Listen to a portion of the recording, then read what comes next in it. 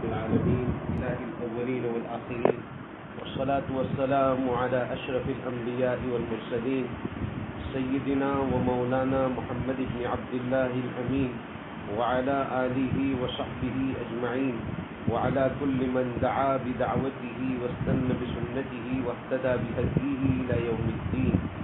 أما بعد فقد قال الله تبارك وتعالى فأعوذ بالله من الشيطان الرجيم إن الدين عند الله الإسلام صدق الله مولانا العظيم وصدق رسوله النبي الأمي الكريم ونحن على ذلك لمن الشاهدين والشاكرين والحمد لله رب العالمين. محترم مکرم مائیں بہنیں بچیاں، آج کا ہمارا یہ جمع ہونا دین کی باتوں کے سننے کی غرض سے ہے. اللہ تعالیٰ ہمارے اس مل بیٹھنے کو قبول فرمائے اور اللہ رب العزت ہمیں مرتے دم تک مسلمان اور مومن بن کر زندگی گزارنے کی توفیق عطا فرمائے.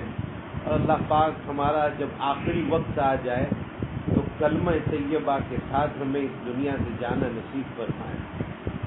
مائیں اور بہنیں، اللہ رب العزت نے جب اس دنیا کو بنایا ہے، اس دنیا کے بنانے سے پہلے دنیا میں آنے والی جتنی روحیں تھیں، چاہے وہ مرد ہو یا عورتیں، ان تمام روحوں سے ایک معاہدہ کیا ہے. اللہ تعالیٰ نے ایک عہد و پیمان لیا ہے.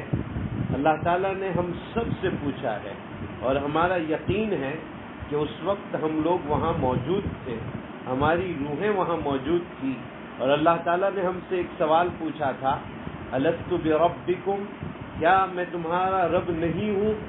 اور ہم سب مرد اور عورت جتنے قیامت تک پیدا ہونے والے ہیں، ان سب کی روحوں نے یہ جواب دیا تھا، بلا، کیوں نہیں ہے اللہ، آپ ہی ہمارے پالنہار ہیں، پروردگار ہیں، آپ نے ہی ہمیں وجود عطا فرمایا ہے اور آپ ہی کارساز ہے، سارے کام کی طاقت آپ کے پاس ہی ہے. تو یہ عہد و پیمان لے لیا ہے اللہ تعالیٰ نے، اور ہم یہ کہہ کر آئے ہیں کہ ہم آپ ہی کو رب مانتے ہیں اور مانتے رہیں گے. اس دنیا میں آنے کے بعد حق تعالیٰ شانہ نے ہمارے اوپر احسان فرمایا. اگر اللہ تعالیٰ کسی کو یہ عہد و پیمان یاد دلانے کے لیے نہ بھی بھیجتے تو ہمیں یاد رکھ کر ماننا ضروری تھا، لیکن اللہ تعالیٰ نے احسان فرمایا کہ میرے بندے، میری بندیاں اس عہد و پیمان کو بھول جائیں گے، یاد نہیں رکھیں گے. تو اللہ رب العزت نے حضرت آدم سے لے کر سرکار دو عالم صلی اللہ تعالی علیہ وسلم تک سارے نبیوں کو بھیجا. ان نبیوں کو جس کام کے لیے بھیجا تھا وہ کام یہ تھا کہ جا کر میرے بندے اور بندیوں کو یاد دلاؤ کہ تم اللہ تعالیٰ سے یہ عہد کر کے آئے ہو، یہ پیمان کر کے آئے ہو کہ اللہ ہم آپ ہی کو رب مانتے ہیں اور مانتے رہیں گے. تو میری ماں اور بہنوں، اللہ کا کتنا بڑا کرم ہے کہ اللہ تعالیٰ نے سارے نبیوں کو بھیجا یہ یاد دلانے کے لیے کہ یاد کرو کہ یہ عہد و پیمان ہو چکا ہے. اور حضور صلی اللہ علیہ وسلم کے علاوہ جتنے نبی آئے اور خود حضور صلی اللہ علیہ وسلم، نبیوں کو وحی بھی اترتی رہی اور اس وحی کے ذریعے سے مختلف احکامات دیے گئے. ہمارے نبی سرکار دو عالم صلی اللہ تعالی علیہ وسلم پر بھی وحی اتری جس میں اللہ تعالیٰ نے مختلف احکامات اور مختلف باتیں، مختلف ہدایات نصیب فرمائی. ان ہدایات میں ایک ہدایت یہ بھی ہے کہ جس کو ہم نمازوں میں پڑھتے ہیں، ایاک نعبد و ایاک نستعین، اے اللہ ہم آپ ہی کی عبادت کرتے ہیں اور کرتے رہیں گے، وَإِيَّاكَ نَسْتَعِينُ، اور آپ ہی سے مدد طلب کرتے ہیں اور آپ ہی سے مدد طلب کرتے رہیں گے. میری ماں اور بہنوں، ہم ہر نماز میں اللہ تعالیٰ سے کہتے ہیں کہ اللہ ہم آپ کی ہی عبادت کرتے ہیں، آپ ہی سے ہم مدد طلب کرتے ہیں. ان ساری باتوں کا خلاصہ یہ ہے کہ جو کچھ دنیا میں ہوتا ہے، جتنا نظام دنیا میں چل رہا ہے، ان سب میں کام کرنے والی ذات اللہ کی ذات ہے. اللہ چاہتے ہیں تو سورج نکلتا ہے، اللہ چاہتے ہیں تو سورج غروب ہوتا ہے، اللہ چاہتے ہیں تو دن وجود میں آتا ہے، اللہ چاہتا ہے تو رات وجود میں آتی ہے، اور اللہ جس دن اس نظام کو بند کر دیں گے سورج کا نکلنا بند ہو جائے گا، سورج اپنی جہت کو بدل لے گا، سورج اپنی سمت کو بدل لے گا، وہ دن پھر توبہ کے دروازے کے بند ہونے کا وقت آ جائے گا اور قیامت کا وقت آ جائے گا، اور میدان محشر میں ہم سب کو حاضر کیا جائے گا، اور اس سے پہلے یعنی میدان محشر میں حاضر ہونے سے پہلے ہماری جب موت آتی ہے ہمیں قبر میں دفنا دیا جاتا ہے، اور اللہ کے سامنے اللہ کی طرف سے ہمارے سامنے فرشتے آتے ہیں اور سوال کرتے ہیں من ربک وما دینک ومن نبیک، ان سوالوں کے جواب ہمیں دینا ہے، اور ان جوابوں کی تیاری کے لیے میرے اللہ نے ہمیں دنیا میں بھیجا ہے۔ میری ماں اور بہنوں، ہماری زندگی بڑی مختصر ہے۔ یاد کرو اس وقت کو کہ جب ہمارے گھرانے میں کوئی بچہ پیدا ہوتا ہے تو اس کے کانوں میں اذان کہی جاتی ہے، اور ایک کان میں اذان اور ایک کان میں اقامت کہی جاتی ہے۔ جب بھی اذان دنیا میں ہوتی ہے اور اقامت ہوتی ہے تو فوراً نماز پڑھی جاتی ہے۔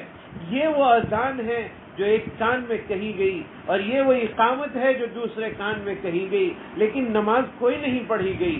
ایک وقت آئے گا کہ ہمارا انتقال ہو جائے گا، اور اس وقت اذان نہیں پڑھی جائے گی، اس وقت اقامت نہیں کہی جائے گی، اس وقت سیدھے نماز پڑھا دی جائے گی۔ یعنی ہماری زندگی کا پورا خلاصہ یہ ہے کہ اذان اور اقامت ہو چکی ہے، اب نماز کھڑی ہونے کا دیر ہے، کھڑی ہونے کا انتظار ہے۔ بس اذان و اقامت کے بعد سے لے کر نماز کے کھڑے ہونے میں جتنا وقت لگتا ہے وہ ہماری زندگی ہے، اور اس زندگی میں جو کام کرنا ہے وہ تین ہیں۔ ایک اللہ کی عبادت کرنا ہے، اور اس اللہ کے اتارے ہوئے قانون کے مطابق یعنی اسلام پر چلنا ہے، اور اس قانون کو جو لے کر آئے یعنی محمد صلی اللہ علیہ وسلم ان کو اپنا آئیڈیل بنانا ہے۔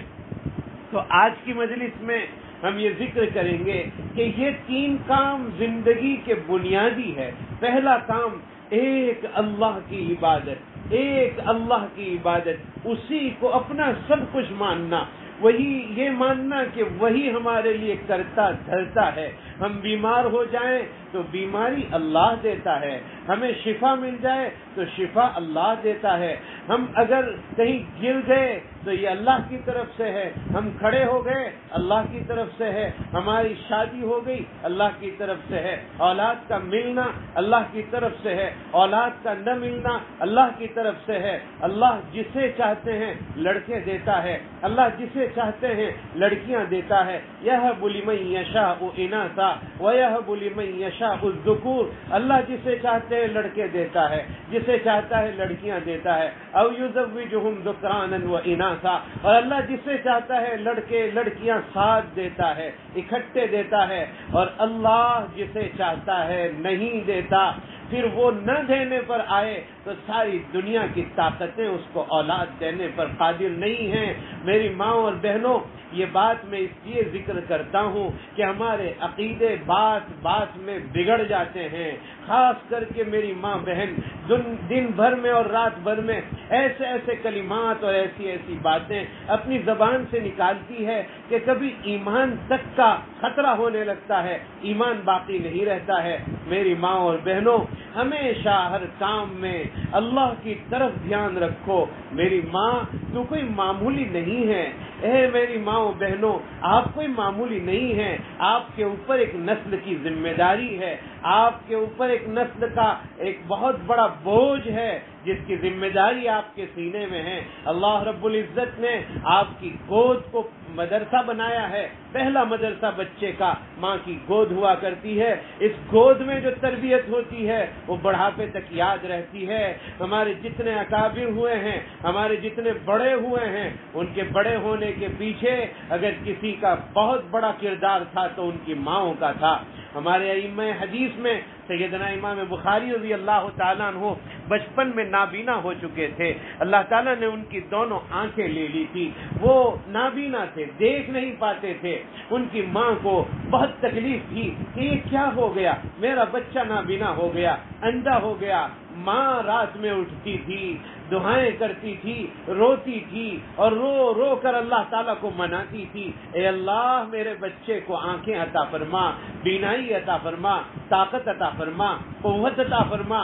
اتنا روئی ہے امام بخاری کی ماں، اتنا روئی ہے کہ ایک رات میں دعا کرتے کرتے آنکھ لگ گئی۔ اللہ تعالیٰ نے یہ نظام فرمایا کہ حضرت ابراہیم علیہ السلام خواب میں نظر آئے اور یہ کہا، اے بخاری کی ماں، جا تیرے بیٹے کو اللہ نے بینائی عطا کر دی ہے۔ جب ان کی آنکھ کھلی تو دیکھا کہ بیٹا دیکھتا ہو گیا تھا، اور اس بیٹے نے آگے چل کر اتنا بڑا کام کیا ہے کہ بخاری شریف لکھی، اور انہوں نے تاریخ الکبیر نام کی ایک کتاب لکھی جو چاندنی میں بیٹھ کر لکھی۔ یعنی آپ اندازہ لگائیے کہ ماں کی دعا کا کیا اثر رہا کہ آنکھ کی طاقت اور آنکھ کی روشنی اللہ تعالیٰ نے اتنی عطا فرمائی کہ رات میں چاند کی روشنی میں بیٹھ کر لکھا کرتے تھے، اور پوری کتاب اس طرح رات کے چاندنی میں بیٹھ کر آپ نے لکھی ہے۔ میری ماں اور بہنوں، ماں کی دعائیں رد نہیں ہوتی ہے، ماں کی دعائیں ضائع نہیں کر دی جاتی ہے۔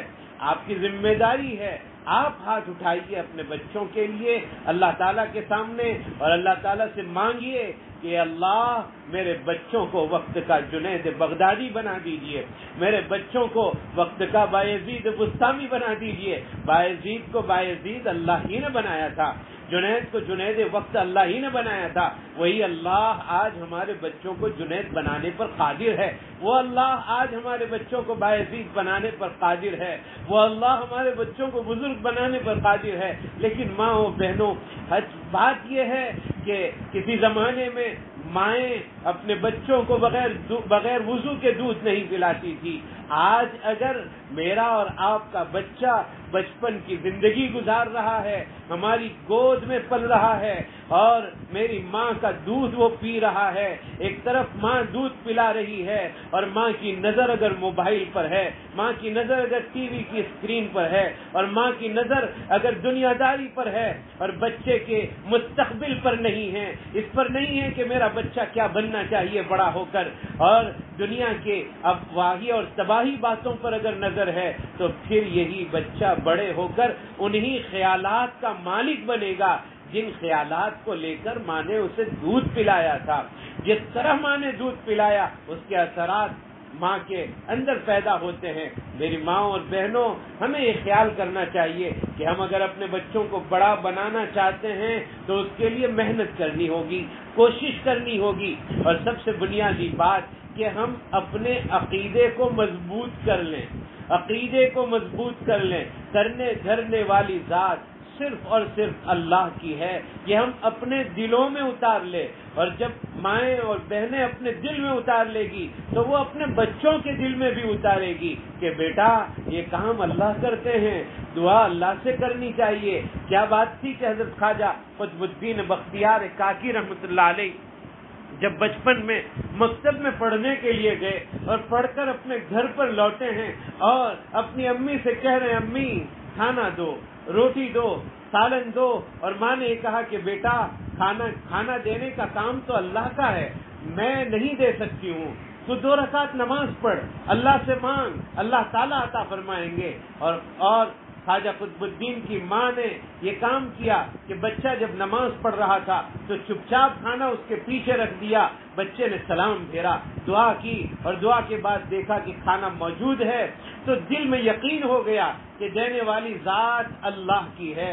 ایک مرتبہ خواجہ صاحب کی والدہ کہیں کسی تقریب میں گئی تھی، کسی پروگرام میں گئی تھی، اور آنے میں دیر ہو گئی، اور خطرہ تھا کہ آج میرے بچے کو جب کھانا نہیں ملے گا تو اس کا ایمان بگڑ جائے گا، اس کا یقین بگڑ جائے گا۔ یہ سوچتے سوچتے دوڑتی بھاگتی جب اپنے گھر پر آئی تو خواجہ قطب الدین بختیار کاکی آرام کر رہے تھے۔ ماں نے بیدار کیا اور بیدار کر کے پوچھا، بیٹا کیا ہوا، کھانا کھایا؟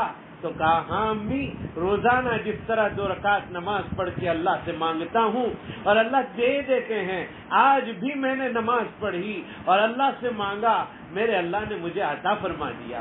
میری ماں اور بہنوں، آج کی اس مجلس کا پہلا سبق کہ کرنے دھرنے والی ذات اللہ کی ذات ہے، اللہ کی، اور وہ اکیلا ہے، اس کا کوئی ساجی نہیں، اس کا کوئی شریک نہیں، اس کے ساتھ کوئی مددگار نہیں ہے، وہ اکیلی ذات ہے اور وہی سب کچھ نظام کو چلانے والی ذات ہے۔ اس لیے ہمارا یقین اللہ پر ہو اور ہم اللہ کی عبادت کریں، اللہ کی عبادت کریں۔ ماں اور بہنوں، ہمیں جو سب سے زیادہ جس چیز کی حفاظت کی ضرورت ہے اور جو چیز ہمارے سامنے ہے موجودہ حالات میں، وہ سب سے زیادہ اس بات کی ضرورت ہے کہ ہم اپنے ایمان کو بچائیں، ہم لا الہ الا اللہ کو اپنے سینے میں محفوظ رکھیں اور ایک اللہ کا یقین لے کر اس دنیا سے جائیں۔ ایک اللہ۔ آج تو ہمارے لیے ایمان کا بچانا آسان ہو گیا ہے، ہمارے لیے نماز پڑھنا آسان ہو گیا ہے، ہمارے لیے روزے رکھنا آسان ہو گیا ہے۔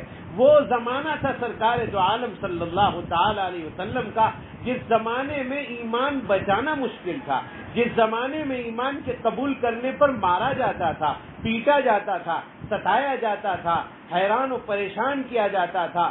ماں اور بہنوں، ایک صحابیہ جن کا نام حضرت ذنیرہ رضی اللہ تعالی عنہا ہے، حضور کے اوپر وہ ایمان لا چکی تھی، کلمہ پڑھ چکی تھی۔ ابو جہل نے اور ابو جہل کے ساتھیوں نے بیٹھ کر انہیں بہت پریشان کیا اور انہیں مجبور کیا کہ ایمان کا انکار کر دے، اسلام کا انکار کر دے، مسلمان ہونے سے ہٹ جا، دوبارہ پرانے مذہب میں آ جا، قرآن کا انکار کر دے، اسلام کا انکار کر دے، محمد صلی اللہ علیہ وسلم کا انکار کر دے۔ اور ذنیرہ منع کرتی رہی، مارنے والے مارتے رہے، یہاں تک کہ ایک مار ایسی لگی، ایک لکڑا ایسا لگا جو سر کے اوپر آ لگا اور آنکھ کی بینائی چلی گئی، آنکھ سے وہ اندھی ہو گئی۔ اور ابو جہل کہنے لگا، دیکھ تو نے ہمارے بتوں کو ماننا چھوڑ دیا، ہمارے بتوں نے تیری آنکھ کی بینائی لے لی، تیری آنکھ کی روشنی لے لی۔ اور ذنیرہ الگ ہو کر دعا کے لیے سجدے میں گر پڑی اور اپنے رب سے کہنے لگی، اے اللہ، میں مار کھاتی رہی، مجھے کوئی پرواہ نہیں، میں تیرے لیے مار کھاتی رہی، مجھے کوئی پرواہ نہیں، لیکن اللہ دیکھو تو صحیح، یہ لوگ ایسا کہہ رہے ہیں کہ میری آنکھ کی بینائی ان کے بتوں نے لے لی۔ اے اللہ، اگر یہ ایسا بولتے رہیں گے، ان کو یقین ہو جائے گا کہ ان کے بتوں میں طاقت ہے جنہوں نے میری آنکھ کی روشنی کو لے لیا ہے۔ اے اللہ، مجھے روشنی دینے والی ذات آپ کی ہے، مجھے بیماری دینا بھی آپ کا کام ہے، شفا دینا بھی آپ کا کام ہے۔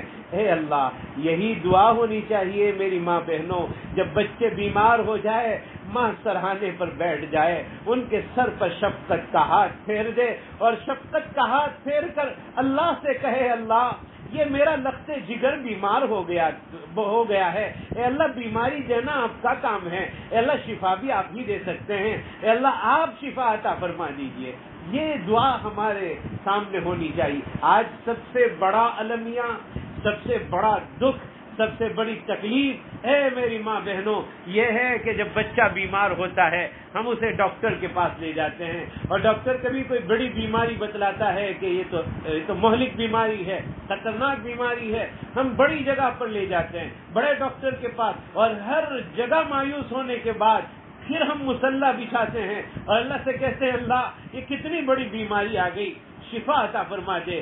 میری ماں بہن، ڈاکٹر کے پاس جانے سے پہلے اللہ کے سامنے حاضر ہونا چاہیے تھا، اور اس وقت اگر حاضر ہو جاتے تو اللہ صحیح رہنمائی فرماتے، صحیح راستہ عطا فرماتے اور اللہ شفا بھی عطا فرما دیتے۔ اس سے سب سے پہلی نظر بیماری ہو یا کوئی اور کام ہو اپنے رب پر ہونی چاہیے، اپنے رب پر۔ اس میں ہمارے بھائی بھی، ہماری بہنیں بھی، بڑے بھی، چھوٹے بھی، سبھی اس میں مبتلا ہے کہ جب کام ہر جگہ بگڑتا ہے تو پھر اللہ کو یاد کرتے ہیں، پہلے نمبر پر اللہ کو یاد نہیں کرتے۔ میری ماں بہن، میں تمہیں دل کھول کر کہتا ہوں، اللہ کے واسطے، گھر میں اگر جھگڑا بھی ہو جائے، لڑائی بھی ہر گھر میں ہوتا ہے، اگر ہو بھی جائے تو 2 رکعت نماز پڑھ کے اللہ سے کہیے نا، اے اللہ، دلوں کے جوڑنے کا کام آپ کا ہے، آپ لوگوں میں محبت عطا فرماتے ہیں، اے اللہ، میرے گھر میں جھگڑا ہو چکا ہے، آپ ہمارے درمیان صلح کر دیجئے،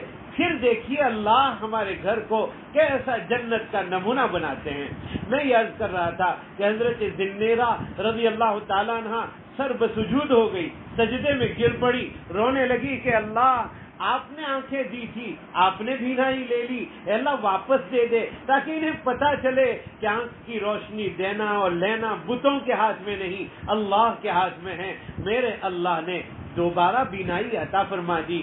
میری ماں بہن، میں پہلی بار آپ کے سامنے یہی ذکر کرنا چاہتا ہوں کہ ہم اللہ کے ہو کر رہیں، اللہ کو اپنا بنا لیں، اللہ کو اپنا بنا لیں، اللہ سے اپنے رشتے کو جوڑ لیں، اللہ سے اپنے تعلق کو جوڑ لیں، اور اس کے لیے ہم جو فرائض اللہ تعالیٰ نے عطا فرمائے ہیں، 5 وقتہ نماز ہمیں ادا کرنی ہے، 5 وقت کی نماز ہمارے اوپر فرض ہے، یہ تو ادا کرنا ہی ہے، اور جو نوافل میری ماں بہنیں پڑھتی ہے وہ پڑھتی رہیں، لیکن میری ماں اور بہن دن رات میں کوئی 10 منٹ کا وقت ایسا تو نکالو کہ جس میں 10 منٹ میں ہم کامل طور پر اپنے اللہ کی طرف متوجہ ہو جائیں، دنیا سے بے خبر ہو جائیں، اپنے بھائی بہنوں سے بے خبر ہو جائیں، اپنے باپ بیٹے سے بے خبر ہو جائیں، اپنے شوہر سے بے خبر ہو جائیں، اور صرف اللہ کی طرف 10 منٹ اللہ کی طرف دھیان لگا کر اللہ سے مانگنے والے بنے، اللہ کی طرف دل جوڑنے والے بنے، اور 10 منٹ کا اہتمام روزانہ میری ہر ماں کرے، میری ہر بہن کرے۔ میں امید کرتا ہوں کہ ان اللہ تعالیٰ نے دعاؤں میں بڑا اثر رکھا ہے، بڑا اثر رکھا ہے میری ماں اور میری بہن۔ آپ تبدیلی دیکھو گی کہ کتنی تبدیلی زندگی میں آتی ہے۔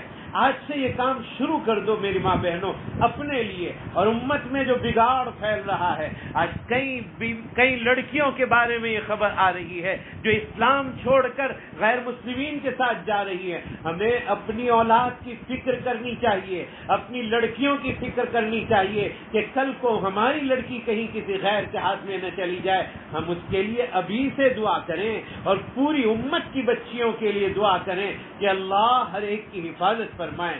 تو پہلا کام اللہ کی طرف دھیان لگانا ہے، اللہ کی طرف دھیان لگانا ہے، اور اللہ کی طرف دھیان لگاتے ہوئے نیک عمل کرتا رہنا ہے، عبادت کرتے رہنا ہے۔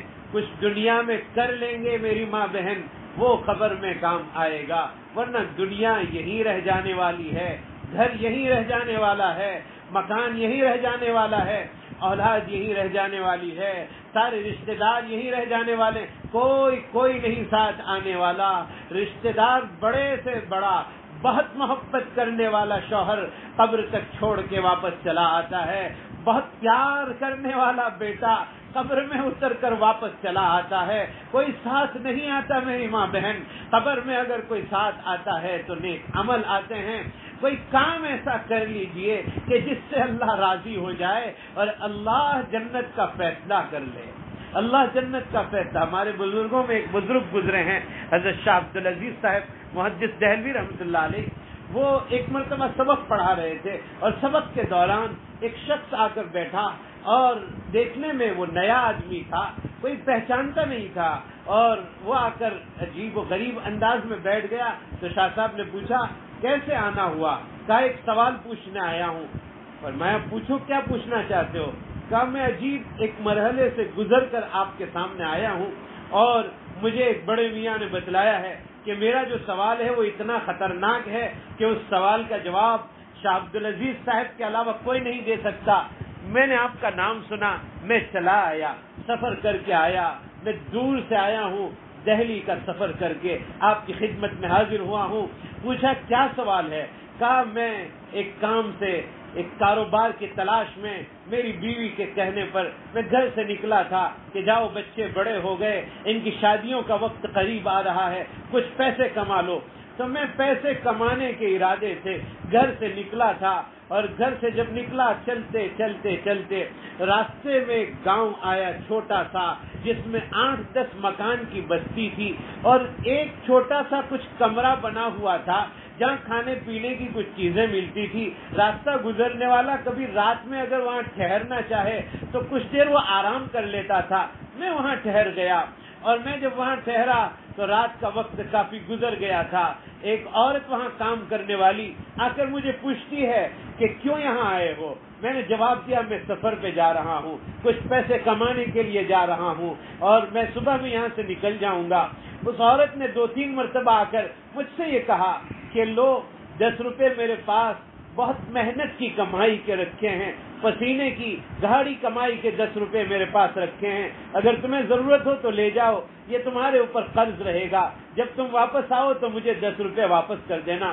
وہ آدمی کہتا ہے شاہ صاحب کو کہ میں ملازمت کے لیے نکل گیا اور جہاں میں گیا تھا وہاں بادشاہ کے یہاں مجھے نوکری مل گئی, میں وہاں رہنے لگا اور بادشاہ کے یہاں مجھے بڑی تنخواہ ملنے لگی اور آہستہ آہستہ میرے پاس بہت پیسہ جمع ہو گیا, میں نے بہت جانور خریدے, بڑی زمینیں خریدی. ایک دن میری بیوی نے مجھے خط کے ذریعے سے یہ پیغام دیا کہ بچی کے نکاح کا وقت آ گیا ہے, آپ جلدی گھر پر آ جاؤ. تو میں گھر پر آنے کے لیے میں نے خریدی ہوئی زمینیں بیچ دی, خریدے ہوئے جانور بیچ دیے اور پیسوں کا ایک گٹھر بنایا. اس وقت پیسوں کو گٹھری میں باندھ کر لوگ چلتے تھے, پیسوں کا ایک گٹھر بنایا اور وہ گٹھری جس کو ہم لوگ پوٹلا کہتے ہیں, پیسے کو کپڑے میں جمع کر کے باندھ کر میں چلنے لگا. اور میں وہی گاؤں سے دوبارہ لوٹ رہا تھا جس گاؤں سے میں نے 10 روپے قرض لیے تھے. رات کا وقت تھا, میں وہاں پہنچا, میں نے پوچھا یہاں ایک عورت رہتی تھی وہ کہاں گئی؟ لوگوں نے بتلایا وہ بہت بیمار ہے. میں اس کے گھر پہ پہنچا اور گھر پہ پہنچ کر میں نے اس سے پوچھا کیا حال ہے, مجھے پہچانتی ہو؟ میں وہ آدمی ہوں جو تجھ سے 10 روپے لے گیا تھا اور اب تجھے میں واپس کرنے کے لیے آیا ہوں. وہ عورت نے یہ کہا تھا 10 روپے میں نے بڑی محنت کے کمائے ہیں اور اس لیے کمائے تھے تاکہ میرے کفن میں یہ حلال کمائی کے پیسے لگ جائیں. اس زمانے میں 10 روپے کی بڑی قیمت تھی. وہ 10 روپے اس نے حلال کمائی کے اس لیے رکھے تھے تاکہ میرے کفن دفن میں یہ حلال طیب کمائی کا پیسہ لگے. تو وہ آدمی کہنے لگا کہ میں کما کے آیا ہوں تیرے 10 روپے واپس کرنے کے لیے. یہ بات چیت ہو رہی تھی اور اس عورت کا انتقال ہو گیا. انتقال کے بعد چونکہ یہ 10 روپے اس نے اسی لیے رکھے تھے تاکہ اس کے کفن کا, دفن کا, قبر کے کھودنے کا انتظام کیا جائے, تو اس آدمی نے سارا انتظام اس کے 10 روپے سے کیا. قبر کو بھی کھدوایا, کفن کا بھی انتظام کیا, نہلانے دھلانے کا انتظام کیا, عورتوں کو بلایا اور اس کے بعد نماز جنازہ ہوئی اور نماز جنازہ کے بعد اس عورت کو دفنا دیا گیا. دفنانے کے بعد یہ آدمی کہتا ہے حضرت شاہ صاحب کے سامنے کہ میں اس کمرے میں چلا گیا کہ آج کی رات میں گزار لیتا ہوں, وہاں جہاں راستے میں لوگ چلتے چلتے گزرا کرتے تھے, ٹھہرا کرتے تھے, جہاں پہلے میں ٹھہرا تھا وہاں میں چلا گیا اور رات آدھی گزر گئی اور مجھے اچانک یاد آ گیا کہ میں جو پیسوں کی گٹھری لے کر چلا تھا وہ گم ہو چکی ہے, میرے اوسان خطا ہو گئے. میں پریشان ہوا, بہت سوچنے کے بعد یاد آیا کہ شاید قبر کے اندر وہ تھیلی رہ گئی ہے. میں ڈرتے قبرستان پہنچا, میں نے اس قبر کو کھودا اور کھود کر دیکھا تو اندر مردہ نہیں تھا, اندر کوئی مردہ نہیں تھا. میں نے بہت دھیان سے دیکھا تو ایک دروازہ مجھے نظر آیا. میں نے بہت ہمت سے اس دروازے کو کھولا, دروازہ کھول کر میں اندر گیا تو اندر ایک بہت بڑا باغیچہ تھا اور باغیچے میں بالکل باغ کے بیچ میں ایک مسحری لگی ہوئی تھی اور اس مسحری پر ایک عورت بیٹھی ہوئی تھی اور اس کے خادم آزو بازو میں کھڑے تھے. وہ مجھے آواز دے رہی ہے, اے اللہ کے بندے تو مجھے پہچانتا ہے میں کون ہوں؟ کہا نہیں پہچانتا. کہا میں وہی عورت ہوں جس نے تجھے 10 روپے قرض کے لیے دیے تھے اور اسی 10 روپے جو حلال طیب تھے میرا ارادہ تھا کہ اس سے میرا کفن دفن کیا جائے. اللہ نے میرے اس عمل کو پسند کر لیا اور اللہ نے مجھے اتنی بڑی نعمت عطا فرمائی, مجھے میری مغفرت بھی فرما دی, یہ باغ بھی عطا فرما دیا. میں وقت کم ہے اس لیے اس واقعے کو میں یہی ختم کر کے آپ کو یہ بات سمجھانے کی کوشش کرتا ہوں کہ صاحب کے ساتھ کیا بات ہوئی اس کی گہرائی میں ہمیں جانے کی ضرورت نہیں, بس یہ سمجھنے کی ضرورت ہے کہ اگر ایک عورت 10 रुपए इसलिए रखती है, उस जमाने में 10 रुपए से ये सारे काम हो जाते थे, 10 रुपए इस नीयत से रखती है कि ये मैंने हलाल से कमाए हैं, मैंने बहुत मेहनत करके कमाए हैं और बड़ी मेहनत से ये 10 रुपए जमा किए हैं, और उस हलाल पैसे से मेरा कफन दफन हो। अगर अल्लाह को इतनी बात पसंद आ जाए और अल्लाह उसके ऊपर बख्शिश फरमा दे, मग़फ़िरत फरमा दे, इससे पता चलता है कि आखिरत के लिए अगर हम कुछ करके जाएंगे तो अल्लाह राजी हो जाएंगे, अल्लाह हमें माफ फरमा देंगे। तो पहला काम एक अल्लाह के लिए काम करना है, एक अल्लाह को राजी रखना है। नंबर 2, अल्लाह ने हमें कानून दिया है, इस्लाम। ये इस्लाम किसी का बनाया हुआ नहीं है, अल्लाह के नजदीक पसंदीदा मजहब इस्लाम है। इन्नद्दीन इंदल्लाहिल इस्लाम, इस्लाम अल्लाह के नजदीक सबसे पसंदीदा मजहब है। और अब हुजूर अकरम सल्लल्लाहु अलैहि वसल्लम के उम्मती के लिए इसी पर अमल करना लाजिम है, जरूरी है। वमन यब्तगी गैरल इस्लामी दीनन फलन युक़बल मिन्हु, कुरान कहता है जो इस्लाम के अलावा किसी और पर अमल करेगा तो उससे वो मजहब कबूल नहीं किया जाएगा, उसका वो अमल कबूल नहीं किया जाएगा, उससे वो बात कबूल नहीं की जाएगी। इसलिए मेरी माँ और बहनों, हमें इस्लाम पर चलना है। ये दूसरा सबक।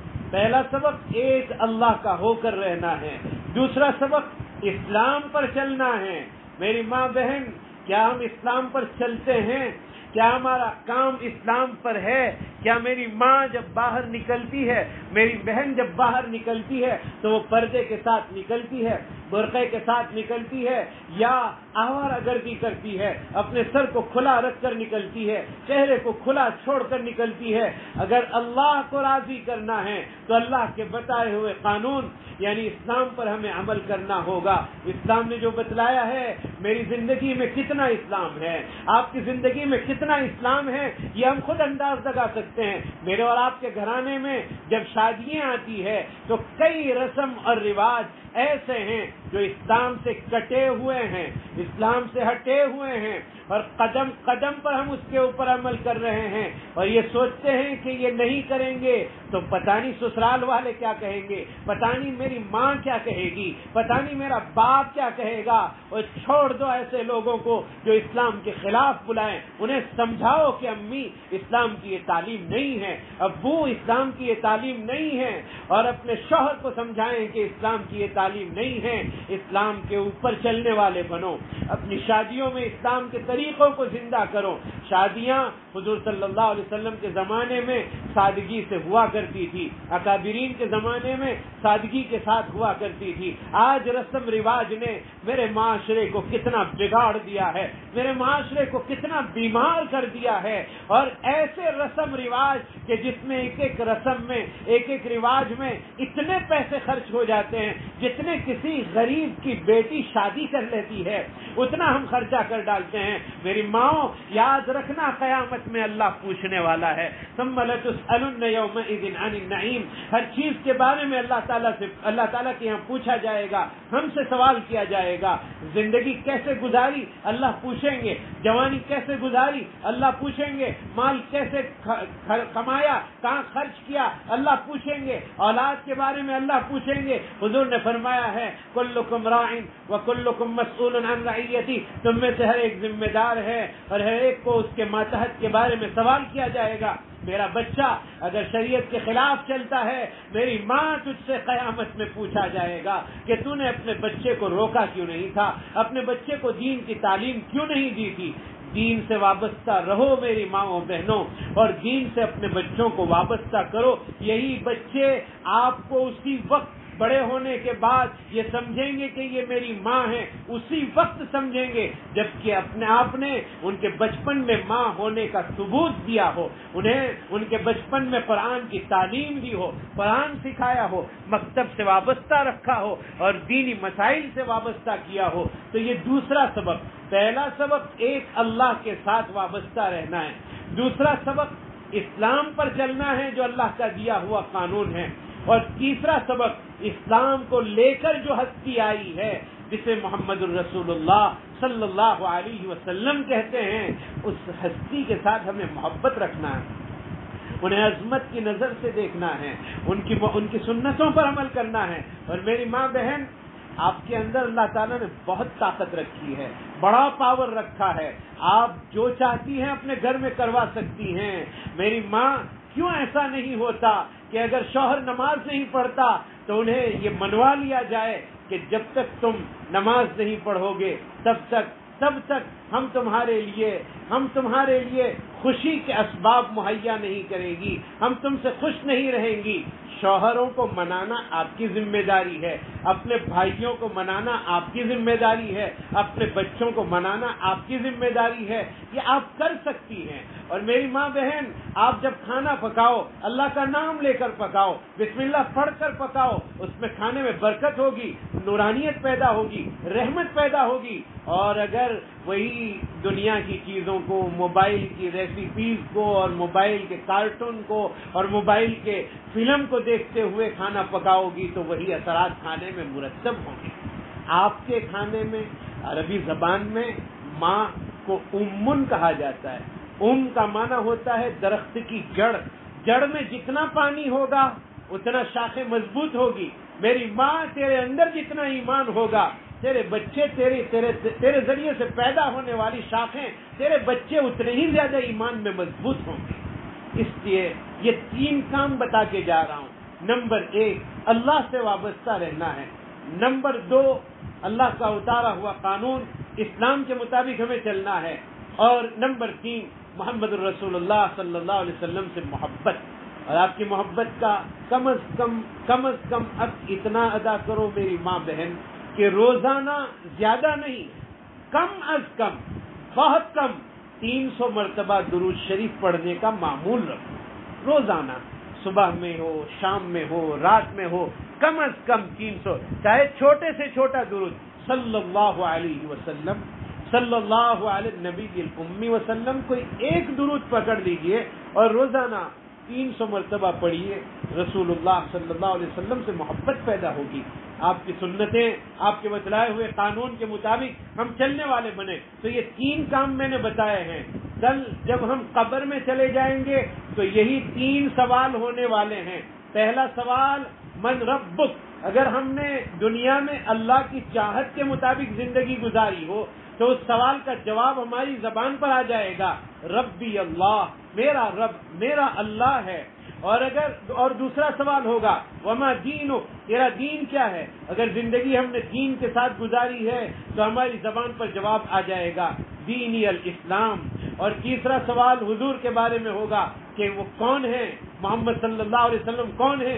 اگر ہم نے حضور سے محبت کی ہے تو تیسرا جواب زبان پر آ جائے گا کہ محمد صلی اللہ علیہ وسلم ہمارے نبی ہیں۔ اللہ پاک ہم سب کو عمل کرنے کی توفیق عطا فرمائے، دین اسلام سے وابستہ رہنے والا بنائے، ایمان و اسلام پر مر مٹنے کی توفیق عطا فرمائے، اور آخری دم تک اللہ ہمیں ایمان والا رکھے، اور جب ہمارا وقت آخر آ جائے، دنیا سے جانے کا وقت آ جائے تو ایمان کلمے کے ساتھ اللہ تعالیٰ جانا نصیب فرمائے۔ این دعا ازمن و از جملہ جہاں آمین بات، وآخر دعوانا الحمدللہ رب العالمین۔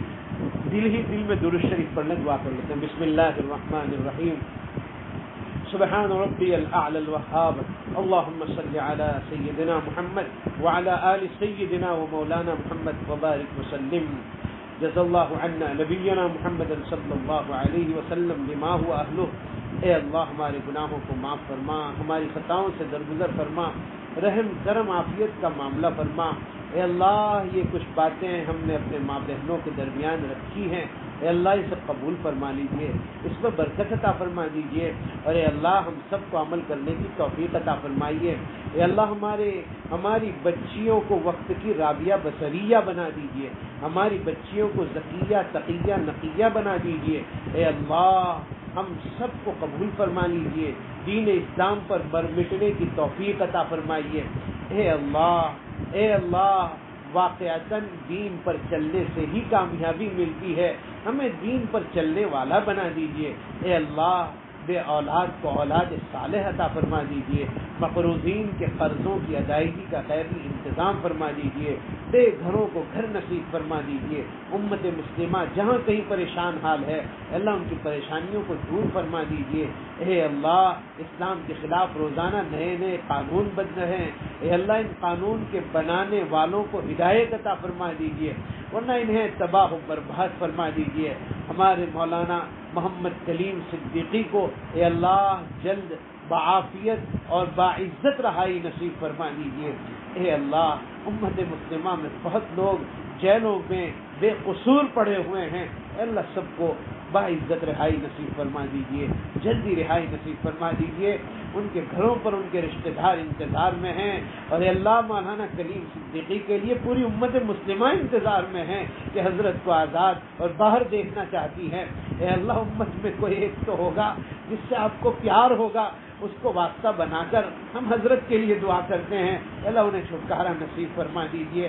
اے اللہ ہمارے مل بیٹھنے کو قبول فرما لیجیے اور اللہ ہمیں اپنی ذات باری کا استحضار نصیب فرمائیے، ہمیں اسلام پر چلنے والا بنا دیجیے، محمد الرسول اللہ صلی اللہ علیہ وسلم کی محبت دلوں میں نصیب فرما دیجیے، آپ کی سنتوں پر عمل کرنے والا بنا دیجیے، ایمان اور اسلام سے وابستہ رہنے والا بنا دیجیے۔ جو مانگا عطا فرمائیے، جو مانگنے سے رہ گیا نصیب فرمائیے۔ حضور اکرم صلی اللہ علیہ وسلم نے جتنی بھلائیاں مانگی ہے ہم مانگتے ہیں عطا فرما دیجیے۔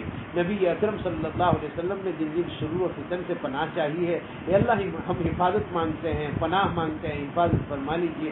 ہماری ان ٹوٹی پھوٹی دعاؤں کو محض اپنے فضل و کرم حبیب پاک صلی اللہ علیہ وسلم کے صدقے میں قبول فرما لیجیے۔